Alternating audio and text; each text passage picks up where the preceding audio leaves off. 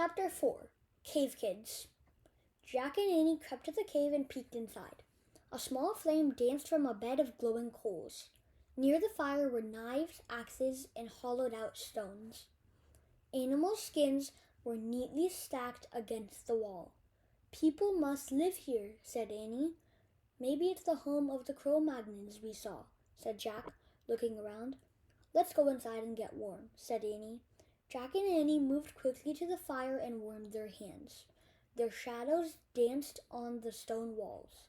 Jack pulled out his Ice Age book. He found a picture of a cave. He read, "Cro-Magnons made many things from animals, plants, and stone. They made flute-like musical instruments from mammoth bones. They made ropes by braiding plant fibers. They made axes and knives from stone." Jack pulled out his notebook and pencil. He started a list. Cro-Magnons made bone flutes, plant ropes, stone axes, and knives. "Ta-da!" said Annie. Jack looked up. Annie was wearing a coat. It had a hood and long sleeves. It went all the way down to her sneakers. "Where did you get that?" said Jack. "From that pile of furry skins," said Annie, pointing. "These must be their clothes. Maybe they're being mended." She picked up another coat and handed it to Jack.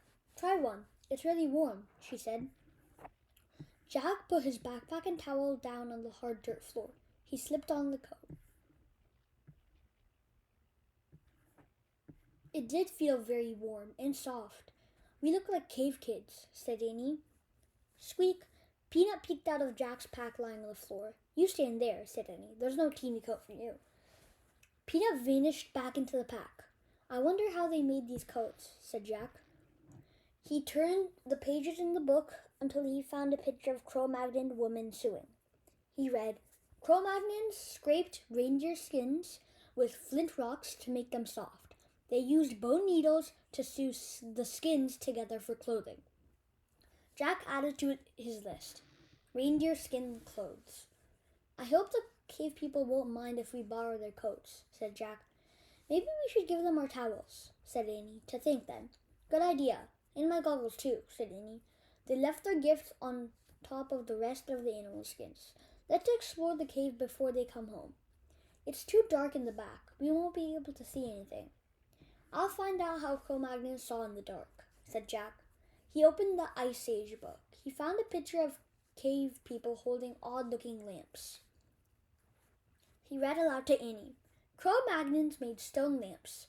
They hollowed out a rock, filled it with animal fat, then burned a wick made from moss." "There," said Annie. She pointed to 2 stones near the fire. In the hollow of each was gooey white stuff in a pile of moss. "We have to be careful," said Jack. He picked up 1 stone. It was smaller than a soup bowl, but much heavier. Jack held the stone close to the fire and lit the piece of moss. He lit another lamp and gave it to Annie. "Carry it with 2 hands," he said. "I know," she said. Jack tucked the book under his arm. He and Annie carried their stone lamps to the back of the cave. "Hey, I wonder where this goes," said Annie. She held her lamp up to an opening in the wall. "I'll check in the book," said Annie. He put down his lamp and flipped through the Ice Age book. "I think it's a tunnel," she said. "Be right back."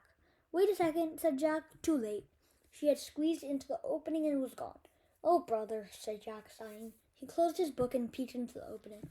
"Come back here," he said. "No, you come here," said Annie. Her voice sounded far away. "You won't believe this." Jack picked up his lamp and book. He ducked into a small tunnel. "Wow," came Annie's voice. Jack could see her lamps flickering at the other end. Crouching down, he hurried toward her.